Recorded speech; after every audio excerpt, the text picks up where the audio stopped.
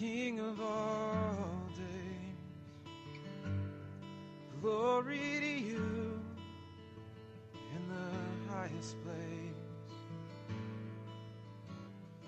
Yeah, you pass. It's you need.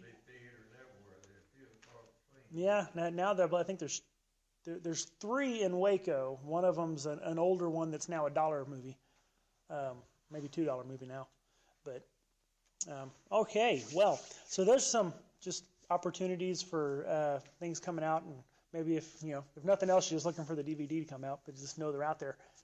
Just these good productions that are being made that are showing, hey, you know what? This whole Christianity thing, it's not for nothing. It's not a fairy tale. It's not make-believe. And so, okay. Getting to our focus tonight, we're talking about the attributes of God. We're talking about His characteristics. What is God like? So we talked about how He is eternal. Was one of the big things that we finished with last time. And God being eternal kind of has some other implications that we're going to get to. But tonight, we're going to focus on that God is spirit, that He is intelligent, and that He is spaceless and timeless. Kind of what those mean. And I know that's kind of maybe a lot to try to cram into one, but they're all very interrelated. So it's kind of hard to try to do one without addressing the others. First off, God is spirit.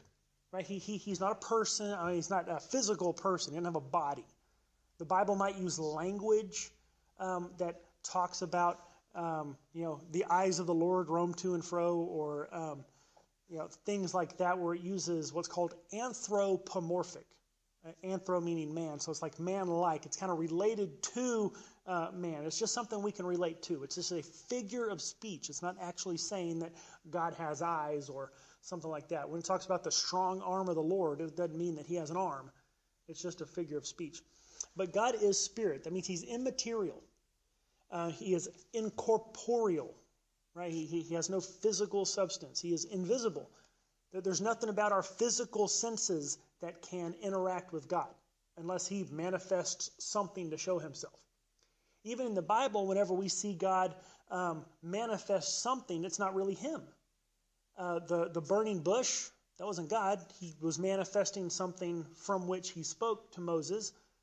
The Israelites in the wilderness, they had the pillar of, the cloud of smoke and the pillar of fire. Well, that wasn't actually God in the form of a fire or smoke. It was representation manifested to show them. A couple of places where we kind of get this from. John 4:24 says that God is spirit. Right? This is Jesus talking to the woman at the well, I believe. Where He says, God is spirit, and those who worship Him will have to worship in spirit and truth. And so then we have His omnipresence. Okay, if God is going to be everywhere, He can't be physical. We'll get into the omnipresence more specifically and detailed later in a different lesson. But if God is present everywhere, He can't be physical, right? He has to be some other thing, spiritual. He's part of that spiritual realm of life. 1 Timothy 6:16 talks about Him being inaccessible to the 5 senses. It says, "Who alone has immortality and dwells in unapproachable light, whom no one has ever seen or can see. To Him be honor and eternal dominion." So they are talking about how we can't perceive Him with our physical senses. And the Bible says that we are prohibited from making images of God. Right? That's one of the big ones right there in the 10 Commandments. It says, "You shall not make for yourself a graven image or any likeness of anything that is in heaven above, or that is in earth beneath, or that is in the water under the earth. You shall not bow down to them or serve them." Because to do so, to make an image, try to make an image of God and say, here, this thing we will worship and call it God, it will misrepresent God. There's no way that a physical image is going to be able to accurately show us, represent to us who God is. So any image we make of God will necessarily be less than and inferior.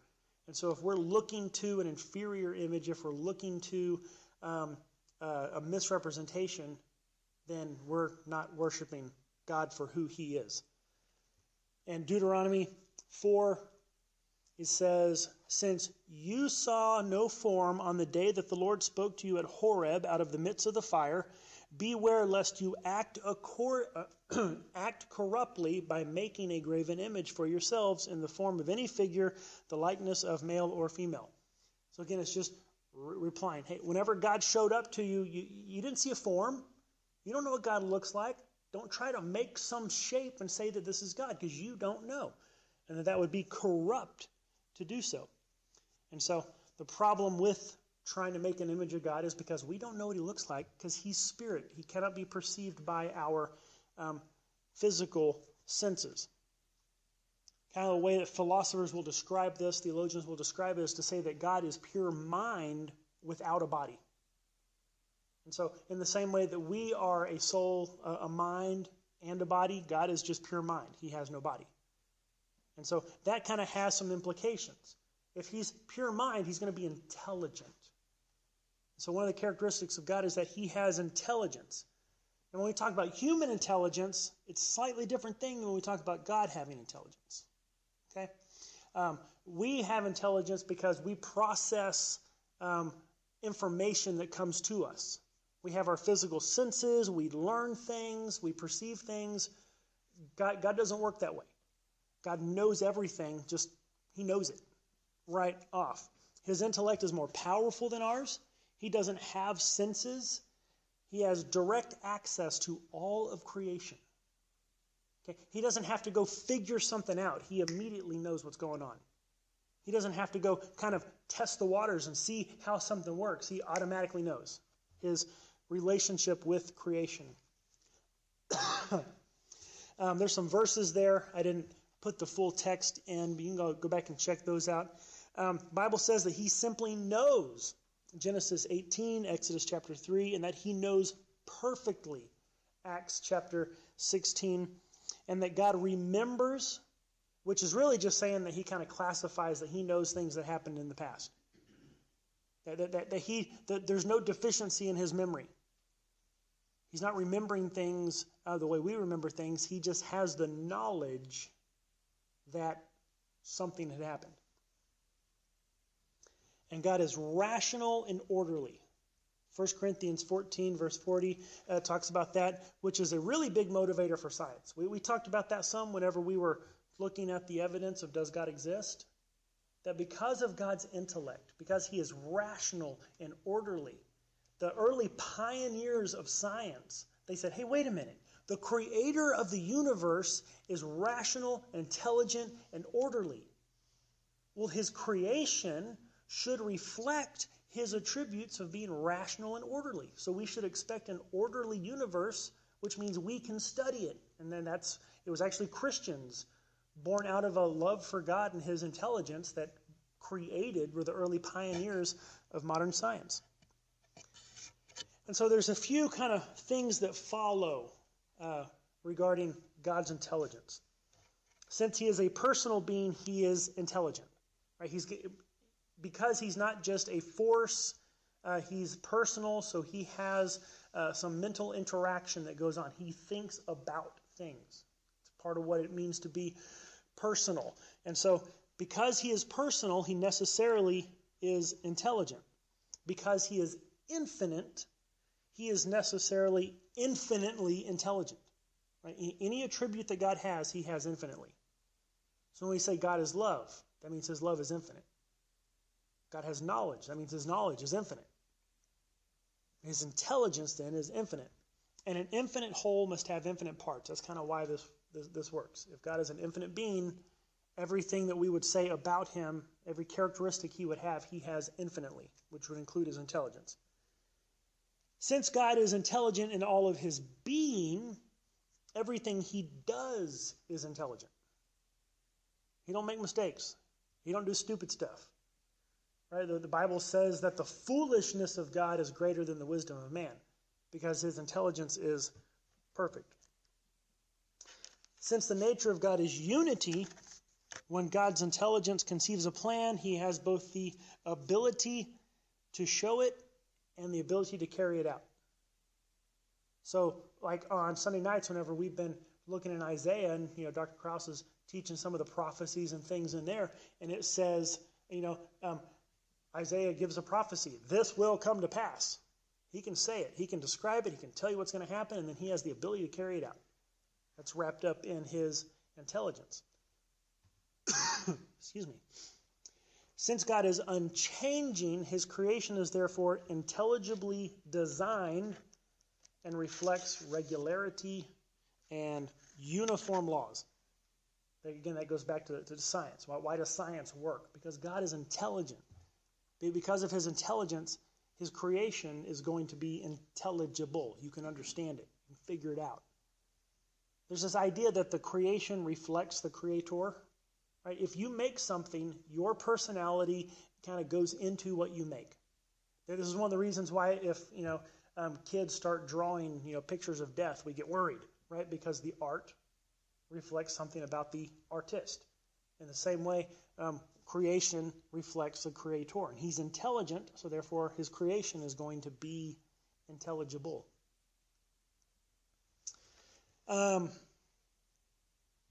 Next, any questions about God's intelligence or his being spirit? Before I just kind of steamroll you through all that. At any chance, you can just throw something at me or whatever, get my attention.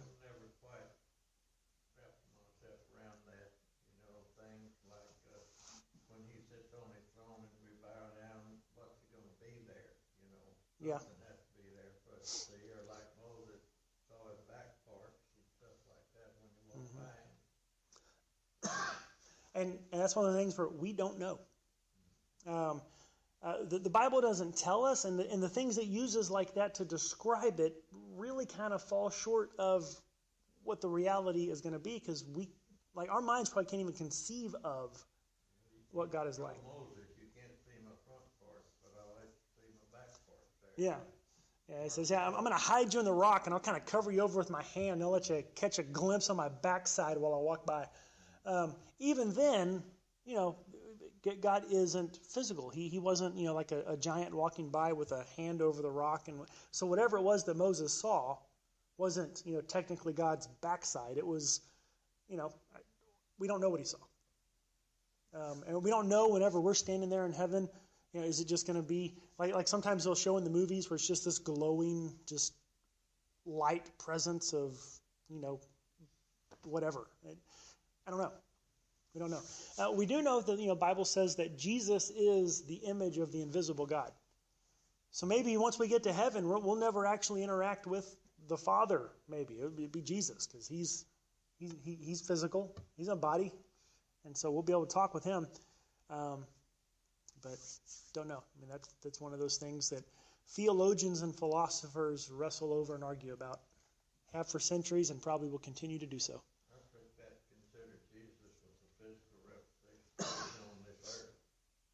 Well, he had a body when he came to this earth. Well, but he resurrected, and he had his resurrected body, and he ascended. There's nothing to indicate that he no longer has a body. He was a man just like us, and just as we will have bodies, he has a body. And so, Jesus has a resurrected body in heaven.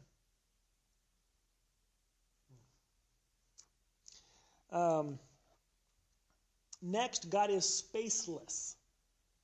That means that he has no volume, he has no mass. He doesn't take up space. Space is an area where physical reality exists, and since God is not physical, he doesn't take up any space. If you remember, we talked about whenever the universe began, there's this relationship between matter, space, and time, which means that whatever created the universe can't be part of the universe. So therefore, it's not made of matter, space, or time. So this is kind of that same thing. God is not matter. He's immaterial. He's spirit. In the same way, he has no space. He doesn't take up any space. The old joke or philosophical quandary: how many angels can dance on the head of a pin? As many as want to, because they don't take up space. They're spirit. Like God is spirit. They're spirit. They don't take up space. And so he is spaceless. You can't actually put a quantity of where God is. Oh, he's over here. He's, just taking up that space. Oh, he's over in that room. No, he doesn't take up space. Now the big one, and this is the one that I wrestled with. God is timeless. Okay? This is the one that's really related to his being eternal. The Bible describes him as being without beginning and without end. And there are several verses throughout the Bible that talk about his kind of perception of or relationship with time, but nothing is ever really clear. We know that he's eternal. We know that he doesn't care about or worry about the time the way we do. In Psalm 102, it says, "You, O Lord, shall endure forever. I said, O my God, do not take me away in the midst of my days. Your years are throughout all the generations. Of old you laid the foundations of the earth, and the heavens are the work of your hands. They will perish, but you will endure. Yes, they will all grow old like a garment, like a cloak. You will change them, and they will be changed. But you are the same, and your years have no end." And so, creation may come and go, but God's forever, right? So how does that work, right? Psalm 93, verse 2 says, "Your throne is established from old. You are from everlasting." So we exist in time, and we kind of go, day after day after day, moment after moment, and we live and then we die. But God doesn't have that. And so what is God's relationship to time? The Bible does not clearly say. It says he's eternal. We know he knows the future. The Bible says he knows the beginning from the end. There are prophecies that come to be fulfilled centuries, maybe thousands of years later. So we know that he has some knowledge, that he has knowledge of the future. We know that there were things that he said were in place before creation ever began. Jesus is the lamb slain before the foundation of the earth. So before he ever said, "Let there be light," he knew Jesus was going to the cross. And so how does that all work out with his relationship with time? The fact is, we don't know. The time as we know it was invented for this earth, and it will end when the earth ends. Yeah, that is... Well, I can't comprehend. We've got time, Yeah. but it'll cease to be at the time when the world ends. Yeah, or is it going to cease to be, or is it just going to continue on forever? I mean, Right. time as we know it will cease Yeah. to be when this world ends. And there are... The problem is, and here's the trouble I ran into, and it's been racking my brains all day. The material that I'm mostly using as kind of the backbone for this study spends about 3 paragraphs on this issue. This issue is so far more complicated than 3 paragraphs worth. And so it's like, okay, well, I'm going to supplement with a little bit. And it's one of those things where you pull a thread and it just keeps coming unraveled. And so the more I dug and I dug and I dug, I was like, wow, we could do a whole series on this for a month or 2 and not even exhaust the material about God and time. There are, like I said, all we know for sure from the scriptures, God is eternal. He existed before creation, and he will exist forever into the future. That he knows what's going on at different points in time. And okay, so how does that work? We're not told how it works. Philosophers have been trying to figure it out. And there's different ideas. There's some people that say, well, God is what's called temporal. He experiences time. That he, experiences day after day after day, just like we do, only he's eternal. He had infinite days in the past, and he'll have infinite days in the future, but he experiences time the same way we do. There's some who say that God is outside of time. The classical understanding of God being timeless is that he's in a whole different dimension. He's got nothing to do with our time. He can kind of see it all laid out before him, and he knows what's going on, but knows the beginning from the end, and he's kind of present in every bit of time. Like if you imagined the whole timeline of history was just like on a table laid out before us, that would be God's perception, that he can see the whole thing laid out before him, and so that he would be outside of time. And there's some people who say he's omnitemporal. He's in all times at the same time. So there is no future, there is no past. For him, all of it is just the present. And I mean, there's some other views. So some people say that he used to be timeless, but as soon as he created, he became like he stepped into time. And so now he experiences time in the same fashion we do, day after day, moment after moment. I mean, there is no shortage of theories that philosophers have. And the problem is they all have liabilities. They all kind of make you go, okay, yeah, that makes sense. Oh, but what about? There's none of them that answer all the questions perfectly. But what we do know is that God is contrasted with our experience. He doesn't experience time the way we do. That we are only know kind of what's here with us at this moment. But he knows the past, he knows the future, as well as he knows the present. In Psalm 90, verse 4, it says, 1,000 years in your sight are like yesterday when it is past, like a watch in the night. So to God, 1,000 years, nothing. Just gone. You know, I mean, it may as well have been, just the time since lunch. No big deal. That's where the Christian Science get their doctrine that nothing is real. We don't actually exist. It's just, yeah. mental stuff for us. I'm not sure. Because some of what they believe sounds like almost like New Age, little Eastern mysticism, pantheism. That we're all part of the mind of God and we're all part of God.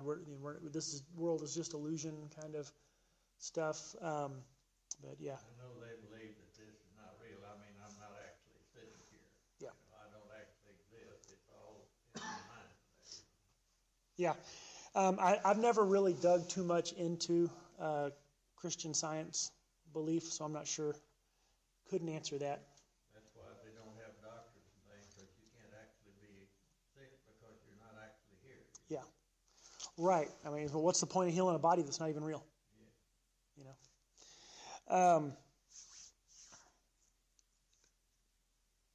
Excuse me. God's perspective on time is different than ours.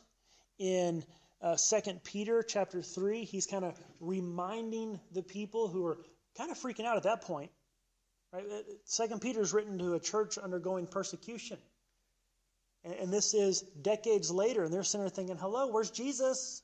Thought he was coming back.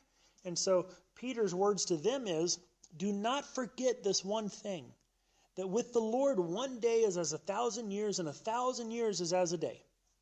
So his perspective on time is different than ours. He's got his plan. He's got his purpose. It's going to happen when it needs to happen. He's not concerned about meeting a schedule, right? Whereas we, in our just time experience that we're in, we're thinking, when, God, when? And so we get anxious, but he doesn't have that. He sees the big picture beginning from the end. He knows the whole enchilada. Because of our finite minds, we can only grasp the concept of God's timeless existence in part. And in so doing, we describe him as a God without a beginning, without an end, eternal, infinite, everlasting, etc. But all of these words kind of just don't quite get us there to fully understanding it. And so, yeah. Any questions on any of that? We probably could ask tons of them, but... So what is time? Oddly enough, scientists will tell us that time is actually part of the feature of the universe. They actually refer to the universe as space-time.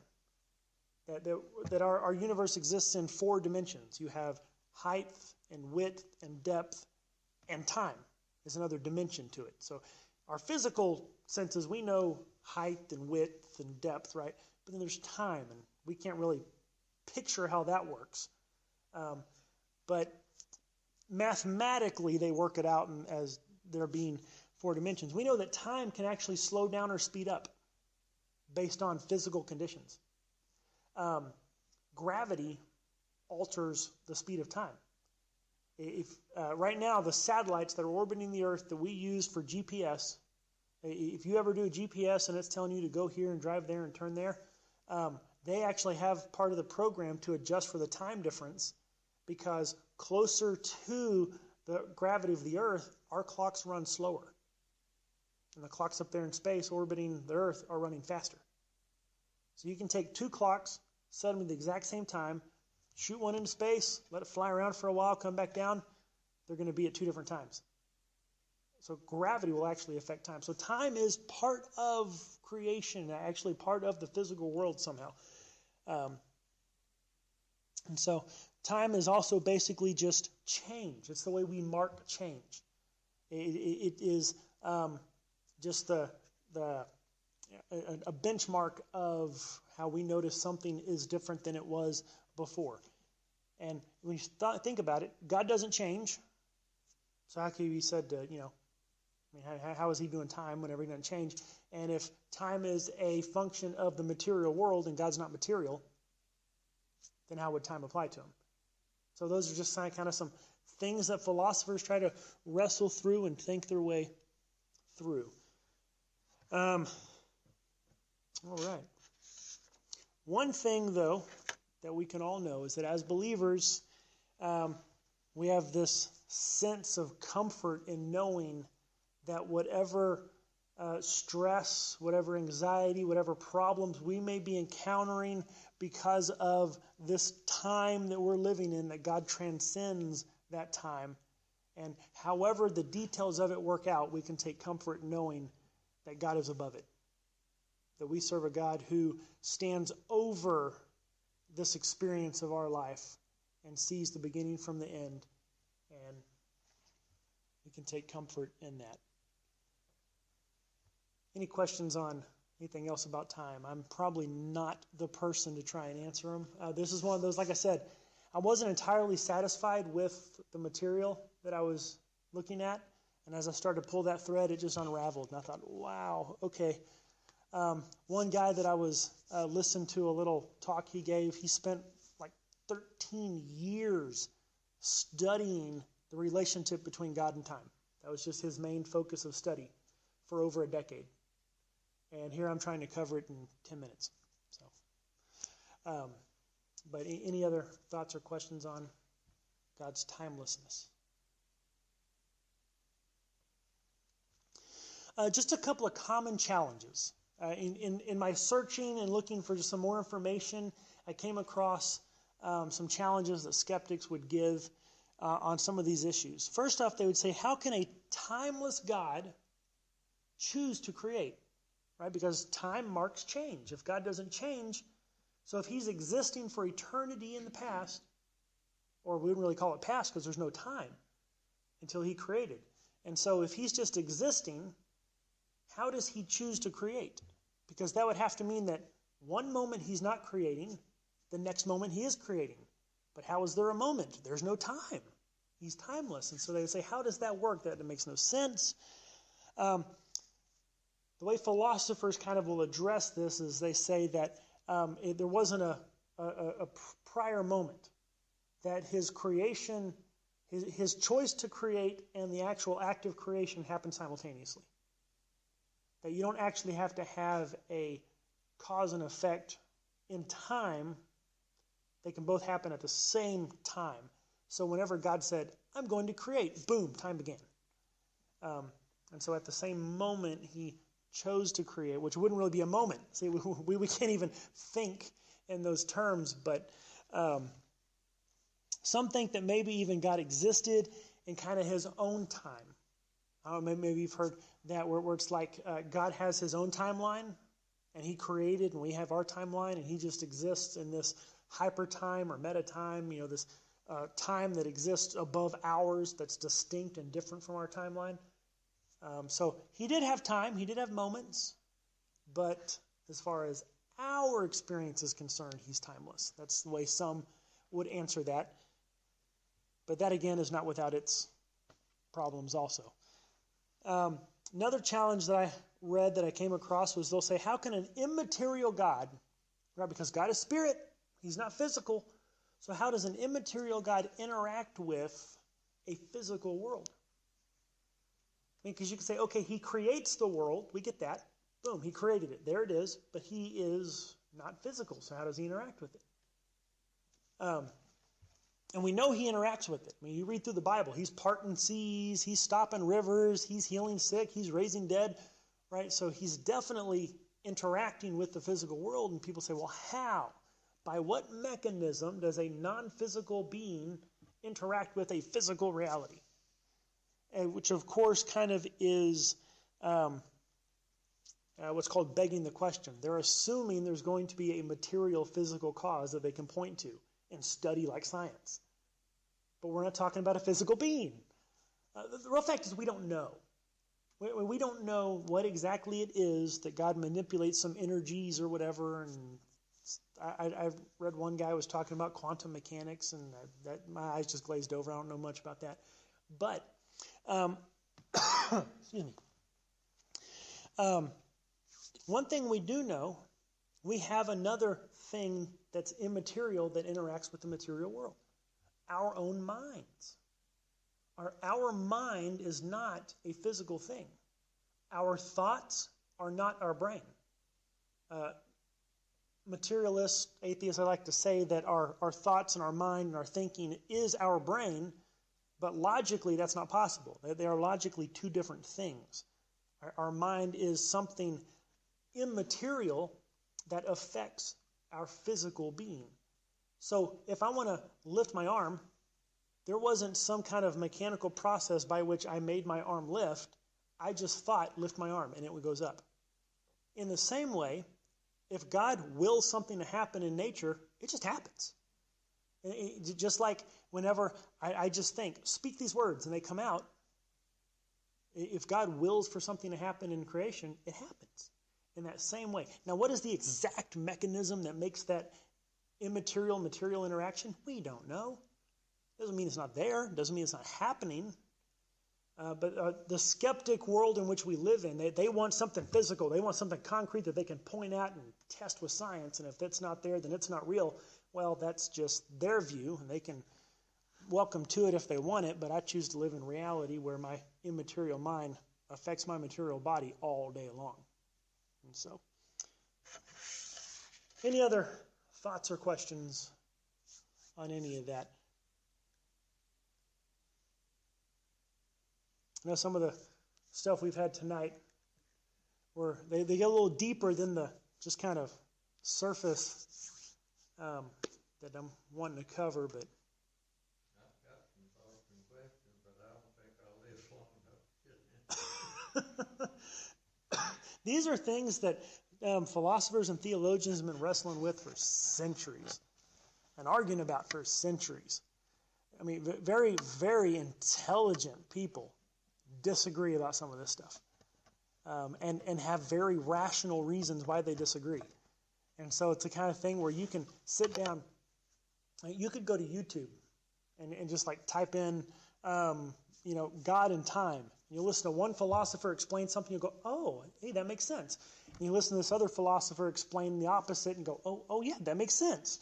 And so which one of them's right? Oh, well, you know what? The Bible doesn't specifically tell us. This may be one of those things that we just understand the best we can, and that's where faith steps in. The wisdom of man is the foolishness of God. Oh, yeah. So, all right. Well, next week, I believe we get into